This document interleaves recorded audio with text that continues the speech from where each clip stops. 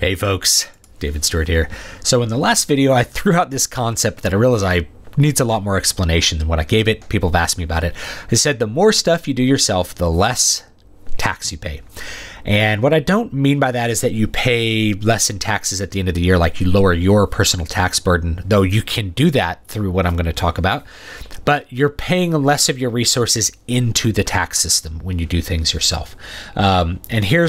Let me demonstrate this with a little bit of an analogy. Imagine that you're going to buy a new kitchen table, or you're going to choose to make a new kitchen table. Now, if you buy a new kitchen table, let's say that the kitchen table that you need costs $500 or your regional equivalent. Right away, when you buy that $500 table, you're going to pay tax on it. You're going to pay an extra $50 in sales tax. Or if you are, if you're overseas, if you're in Europe, you're going to pay a value-added tax. So it'd be 500 euros, and part of that's going to be tax. So you're paying into the tax system when you buy the table. But it's actually more than that, because in order to get the $550 to buy the table, you had to actually generate about $1,000 in value to the economy for most people.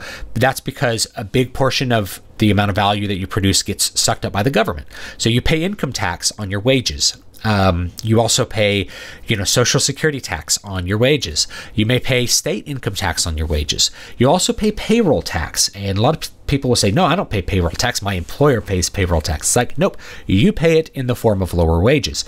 To an employer, there's only the cost of the worker, and how much of it is tax and how much of it is wages just doesn't matter. There's just the cost of an employee. So if there was no payroll tax, you'd have higher wages, right? So it's a hidden tax pretty much by design, so people think they're being taxed less than they are.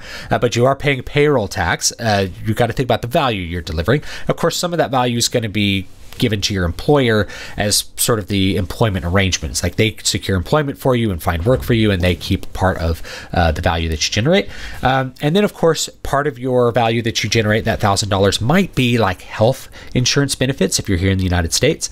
Certainly, the last job I had, I got $11,000 worth of benefits, which isn't really taxed. It's kind of like a way to kind of reduce taxes to pay people benefits instead of wages.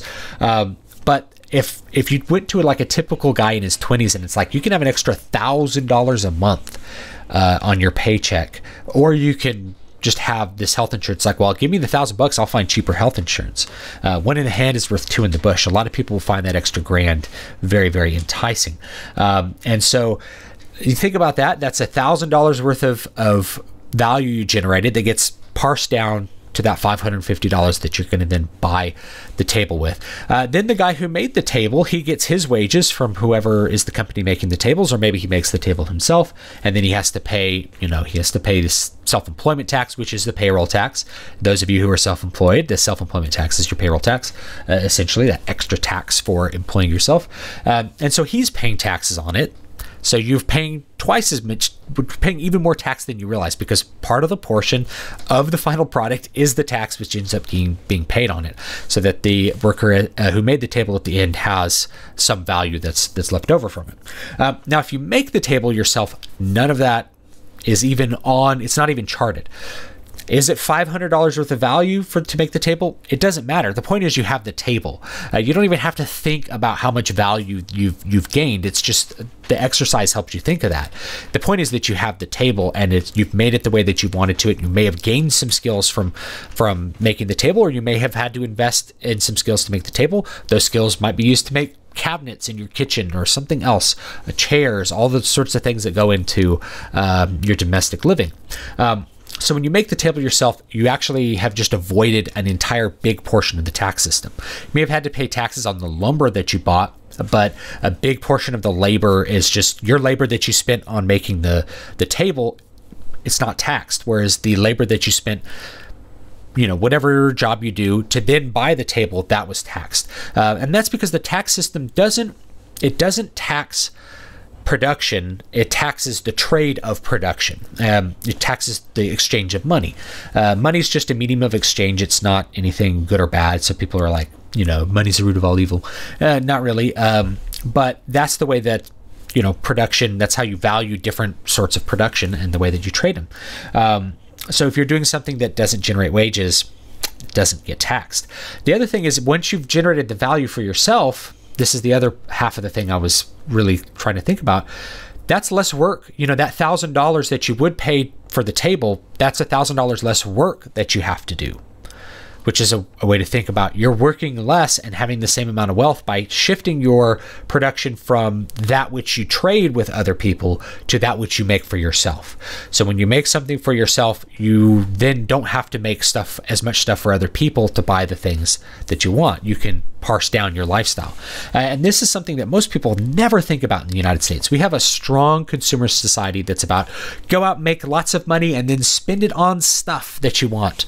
And that's the way you do it. And of course, that's really good for the state because they are taxing all those little transactions. So the more money you make, the more taxes they get to collect.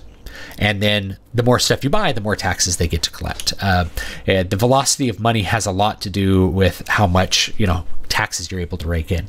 So John Maynard Keynes was probably wrong about lots of things, but the velocity of money is very important to the state. And that understanding was probably very valuable for people in government. I'd never known anyone that's like, hey, I just got this new job. I'm making $100 an hour instead of 75. I've never known anyone that looks at that $100 an hour is like, great, I can work 10 hours less a week. Everyone's like, great, I'm making more money. And they work the same amount. They work 40 hours or 50 hours a week and get more money and pay more tax on it. And then the more money you make, of course, the higher and higher your wages go, the bigger and bigger percentage of the next dollar you end up paying into taxes. So the other way to think about this, and I've only met a few people who really think this way, and I think I'm one of them, which is I make more money and then I'm like, how much less can I work to maintain my current lifestyle? Rather than looking to up your lifestyle, you look to keep your lifestyle the same and reduce your work, increase your leisure time, spend more time with your kids, all that kind of stuff.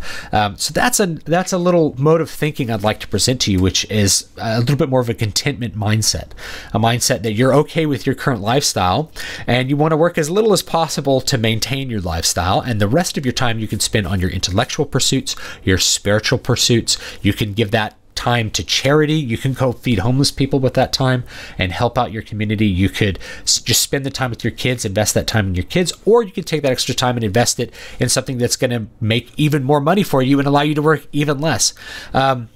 And this is, I'll mention this other thing about wages, right? Wages are the thing that most people end up focusing on when it comes to taxes. How much income tax is this? And when people are trying to divide like the rich and the poor, they usually don't understand how the rich actually make money. There's a thing, I don't know, it was a couple of years ago. It's like Warren Buffett's secretary paid a higher percentage of her income as taxes than Warren Buffett.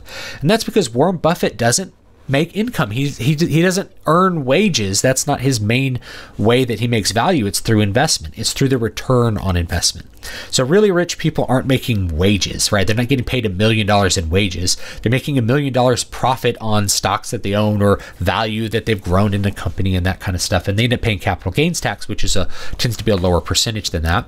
And it's lower percentage because that value is accrued over time rather than all at once. And there's you can have a lot of debate over capital gains taxes and that kind of stuff, but a lot of people don't realize that. So if you want to think like a rich person, it's return on investment, not just how do I earn the most wages.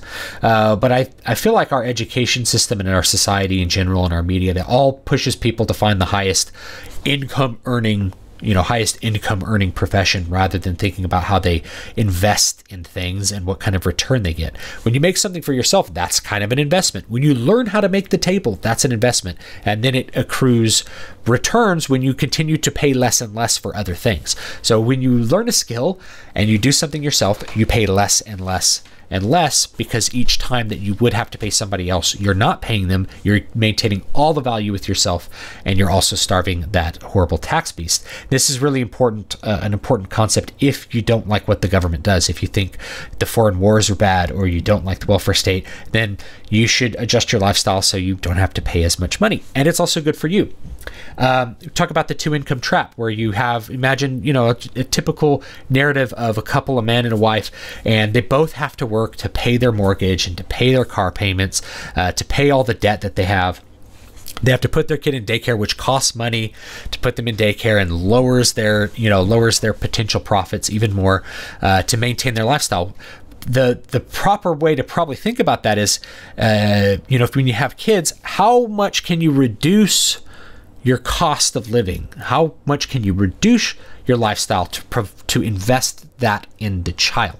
This is one of the things about the wage gap, is that when a woman stays home and produces children, that doesn't show up in GDP. It's not wages. It's not taxed. None of that stuff ends up showing up. So you're like, well, women make so much less than men. It's like they're producing something that's probably more valuable than what the man produces, but it doesn't show up as some nominal dollar value because it's not, there's no exchange of money happening. The man's not paying the woman direct wages for raising the child. They're just living they're living together and sharing the costs, and he's the one making the outside resources in that sort of arrangement. But no, a woman staying home, that's incredibly valuable. And when she makes a meal for her family, that's also tax savings, right? That's a production. She's produced a product. She's done labor to make something that everybody else in the family values, which might be her meal. You know, women who know how to sew and do all those sort of domestic things, that is labor production, and it has an immense amount of value. And the value would be obviously at least equal to the value of what you do in the market doing something else and then buying those things, buying food from a restaurant. But when you do it yourself, again, you can do less and keep more of the value, and it doesn't show up on GDP. So of course, for the state, it's really good for the state if both parents work, because they are making money, which they tax. Then they're spending the money on the stuff because they're not staying home to make things, and then the government gets twice as much money. So it's a great arrangement for the state, but it's really bad for families. And if you have more of a contentment mindset, and you're like, well, instead of paying this immense mortgage, we'll get a smaller house that's more economical. We'll sell one of the cars and use that profits to pay off the other one.